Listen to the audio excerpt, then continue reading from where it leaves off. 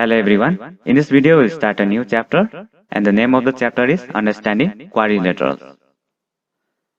Now, the first thing that we are going to discuss in this chapter is plane curve. So, let me define plane curve as any curve which can be drawn on the plane. So, like for example, take a pencil and a piece of paper. Without lifting the pencil and without retracing the path, the curve so drawn on the paper is called a plane curve.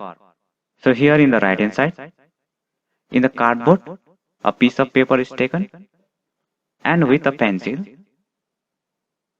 Now let us draw any curve. So this represents a curve which is drawn on the piece of paper and it is called a plane curve. Now if you draw any other curve of different shape, like for example, so this is also a plane curve.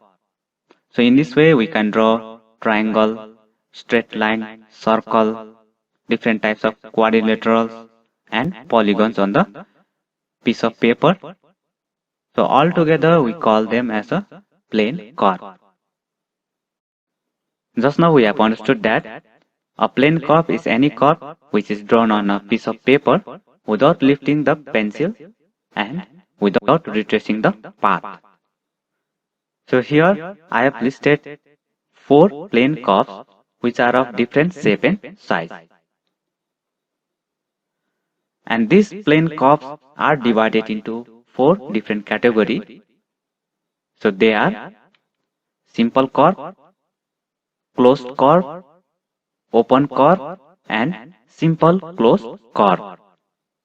So let us understand what is simple curve, what is closed curve and what is open curve and also what is simple closed curve one by one. Now at first let us try to understand what is simple curve.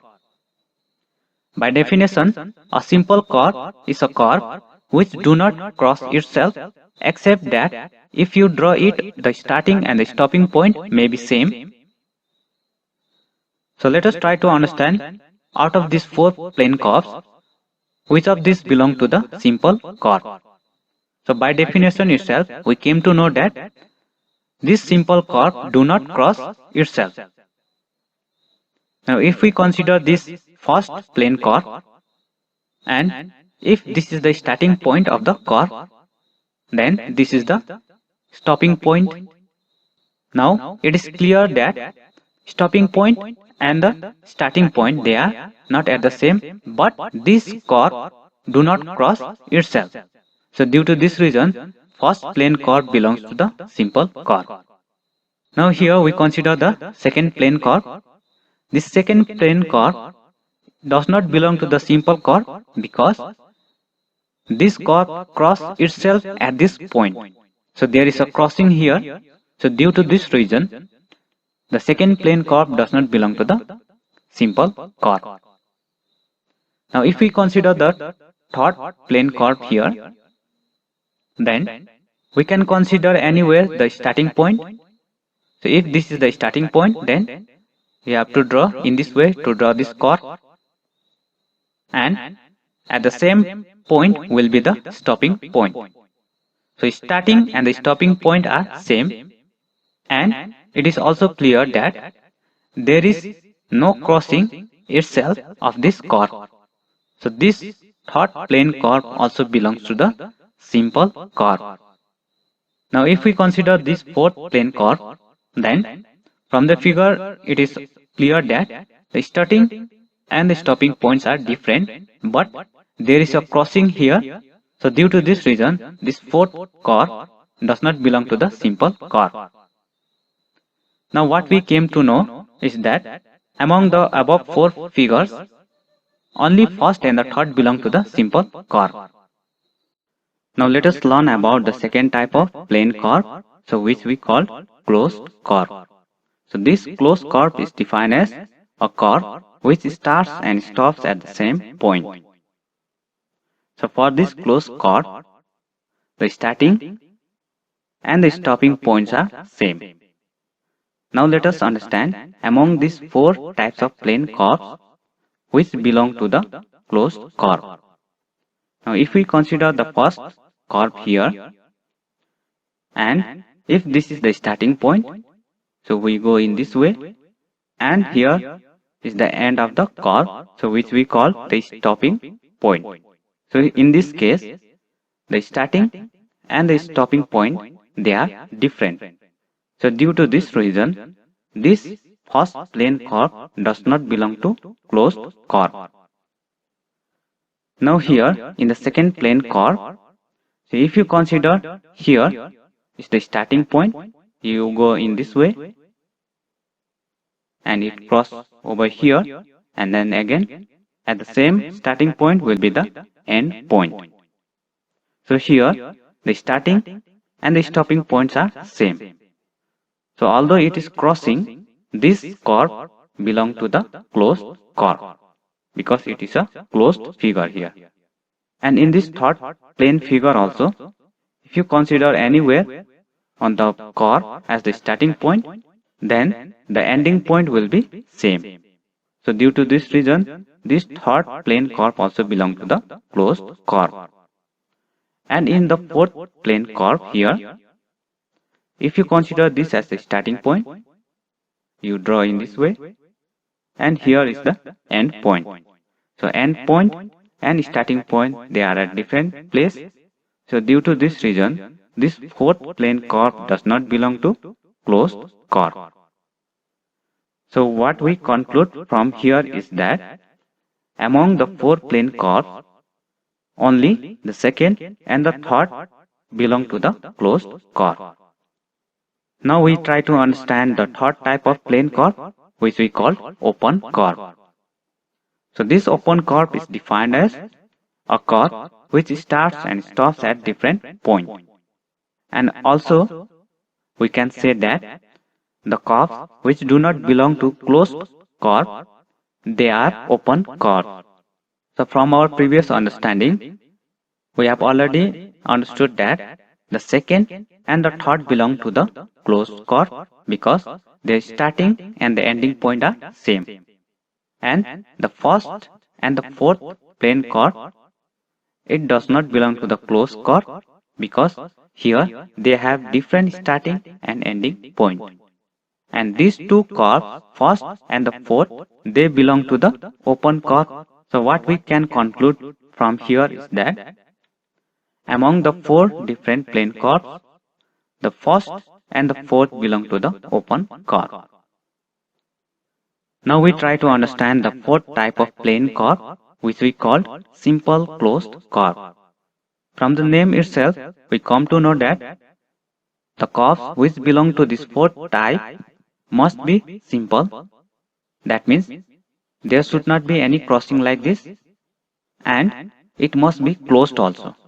So first let us define a closed curve which passes through a given point only once is called a simple closed curve. So among these four plane figures, let us understand which belong to this fourth category of plane curve. The first curve here has different starting and the ending point. So it is open curve. So this does not belong to the simple closed curve. And the second, there is a crossing here, and due to this reason, it does not belong to the simple closed curve. And the third here, it is closed also, and it is simple also. There is no crossing anywhere. So this third plane figure here only belong to the simple closed curve. And this last plane figure also, there is a crossing here as well as it is open.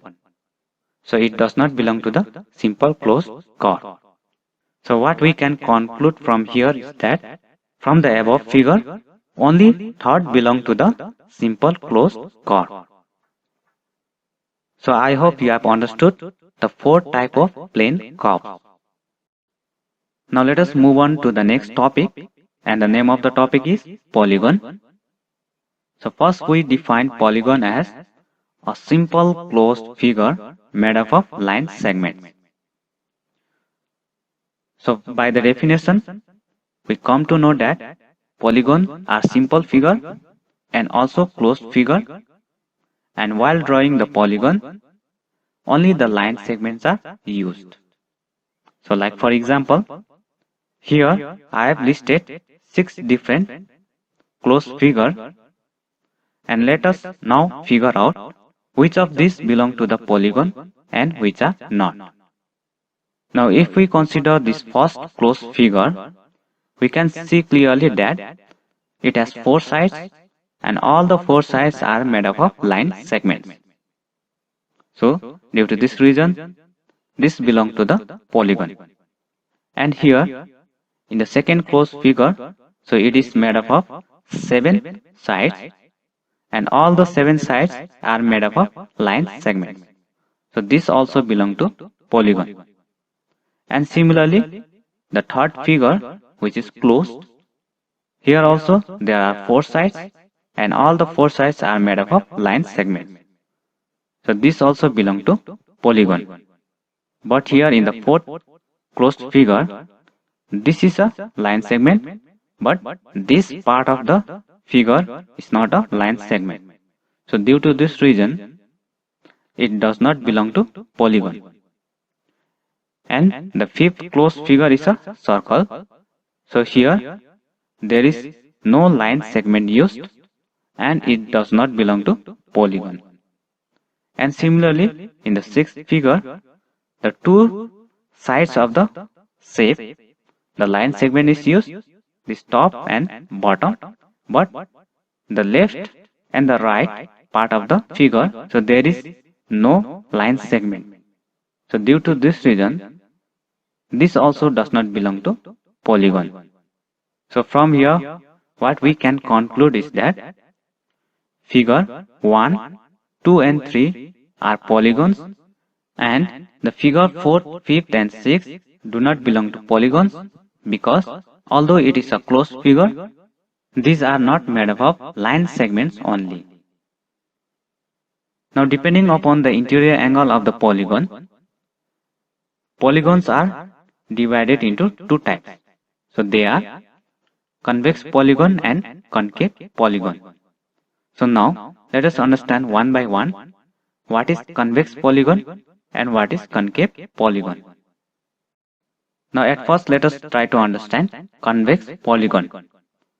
Convex polygon is defined as a simple polygon with all its interior angle less than 180 degree, which means that all the vertices of the polygon will point outwards away from the interior of the shape.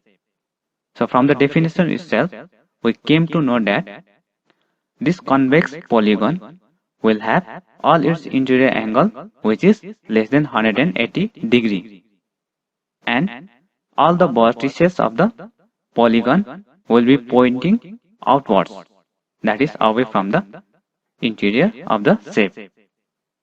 Now here let me consider a polygon.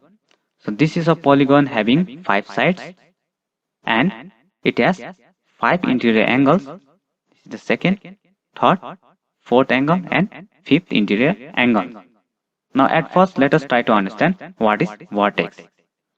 So this vertices means the plural of vertex. So vertex is any point which connects the two sides. So here if we consider this first and the second side of this polygon, so this is a common point for the two sides where they are joined. So this is the vertex. And similarly, this is the vertex and this is the third vertex. This is the fourth and this is the fifth vertex. So altogether there are 5 vertex. And if we look carefully here, this is the interior portion or inside of the shape. Each vertex are pointed outwards. Like for example here, if we consider this vertex, then it is pointed in this direction. And similarly, the second vertex is pointed in this direction, which is away from the center. Similarly, the third also away from the center, fourth and fifth. So all the 5 vertices are pointed away from the interior of the shape. So this polygon belongs to convex type of polygon. Now similarly, if we consider the second polygon here, which is a triangle. So here there are three vertex. This is the first, second, and third. And corresponding, there are three interior angles. And here also, the vertices are pointed away from the interior. So this also belongs to the convex polygon. And similarly, this is also a polygon. So here also, all the vertices are pointed outward from the center of the polygon. So all these three polygons belong to convex type of polygon. Now let us understand about the concave polygon. So it is defined as a simple polygon with at least one of the interior angle is greater than 180 degree, which means that at least one of the vertices of the polygon will point towards the inside of the polygon. So if a polygon has at least one of the angle which is greater than 180 degree, then it belongs to the concave type of polygon. And in this concave type of polygon, one of the vertices will be pointing towards the inside of the polygon. Now let us see the example here. So this is a polygon having 5 sides and 5 vertices. Now if we consider this first vertex, so it is pointed outwards in this direction. But if we consider this second vertex here, then this vertex is pointed inwards. So it is pointed towards the inside of the polygon. And this third vertex is pointed outwards. And similarly the fourth and fifth vertices are also pointed outwards. So out of 5 vertices, only one is pointing inside of the polygon. So due to this reason, this polygon belongs to the concave polygon. Because you are seeing here a cape-like structure. Now the second example is this polygon. So it has 7 sides and there are 7 vertices. Now out of 7 vertices, this first, second, third, fourth, fifth are pointing outwards. But the remaining 2 vertices, which is this one and here one more, so it is pointed towards the interior of the polygon. So in this direction. So here 2 vertices are pointed towards the interior of the polygon. So due to this reason, so this polygon also belongs to concave type of polygon. Now we classify the polygon according to the number of sides. So here I have written in the first column number of sides, in the second column classification. So classification means according to the number of sides, a particular name is given to that polygon. And in the third column we will be writing the sum of interior angles of the polygon. So polygon with number of sides 1 and 2 we do not find, and it starts from 3. So if a polygon has 3 sides, then we will get a polygon here having 3 sides. So any polygon having 3 sides, we call them triangles. And this triangle have 3 interior angles. And as we already know that the sum of 3 interior angles of a triangle is 180 degree. Now we consider a polygon having 4 sides. So here I have drawn a polygon having 4 sides, and this polygon also has 4 interior angles. So in triangle there are 3 interior angles, but in polygon having 4 sides there are 4 interior angles. So this is the first interior angle, this is the second, this is the third, and this is the fourth. And if a polygon has 4 sides, then we call them as quadrilateral. Quad means 4. So in this way we remember that quadrilateral means polygon having 4 sides. Now in order to find the sum of interior angle of this quadrilateral, we draw a diagonal, and this diagonal will divide this quadrilateral into 2 triangles. So this is the upper triangle and this is the lower triangle.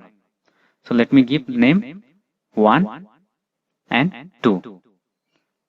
So because there are two triangles in the quadrilateral, we can write the sum of interior angles in this quadrilateral is equals to 2 into 180 degree. So which will be 360 degree. Now we consider polygon having 5 sides. So here I have drawn a polygon having 5 sides, and this polygon will have 5 interior angles. So this is the first, second, third, fourth and fifth. And the name for this polygon having 5 sides is called pentagon. So penta means 5. So it has 5 sides, and in order to find the sum of interior angle of this pentagon, so here we draw diagonal.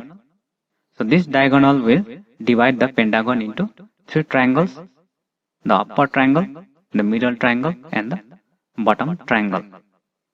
So as there are 3 triangles in this pentagon, so we can write that sum of interior angles of the pentagon equals to 3 into 180 degree. So which is 540 degree. So if a polygon has 3 sides, we call them triangles, and the sum of interior angles of the triangle is 180 degree. And if the polygon has 4 sides, then we call them quadrilateral, and the sum of interior angles of the quadrilateral is 360 degree. And if a polygon has 5 sides, we call them pentagon, and the sum of interior angle of the pentagon is 540 degree. Now similarly, if a polygon has 6 sides, so here I have drawn a polygon having 6 sides and it has 6 interior angles. And any polygon having 6 sides, we call them hexagon. And in order to find the sum of interior angles of this hexagon, so we divide this hexagon into number of triangles. So here altogether there are 4 triangles. So the sum of interior angles of this hexagon will be 4 into 180 degree, which is equals to 720 degree. Now similarly, if a polygon has 7 sides, so here I have drawn a polygon having 7 sides, and it also contains 7 interior angles. And a polygon having 7 sides, we call them as heptagon. So hepta means 7, hexa means 6. So this heptagon, we first divide it into number of triangles. So here I have divided the heptagon into 5 triangles, so that the sum of interior angle of this heptagon will be 5 into 180 degree. So which will be 900 degree. Now similarly, if the polygon has n number of sides, then we call them as n-gon, and the angle of that n-gon will be given by the formula n minus 2 into 180 degree. So this is the general form. So if a polygon has 7 sides, then here it will be heptagon because n equals to 7, and the sum of its interior angle will be 7 minus 2, which is 5, this 5 into 180 degree, which is 900 degree. So similarly, we can find the interior angle of any type of polygon having any sides using this formula. So this formula is very much important, which you must have to remember.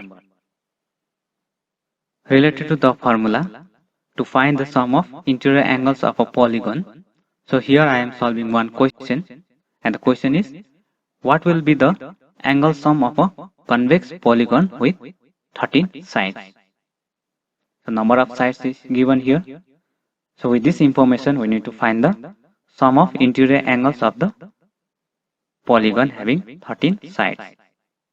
So given is number of sides of the polygon equals to 13, which means n equals to 13. Now we know that the sum of interior angles of a polygon having n sides is given by n minus 2 into 180 degree. Now we replace here the value of n, which is 13, then it will be 13 minus 2 into 180 degree. So 13 minus 2 is 11 into 180 degree, which will be 1920 degree. So in this way we can find the sum of interior angles of a polygon.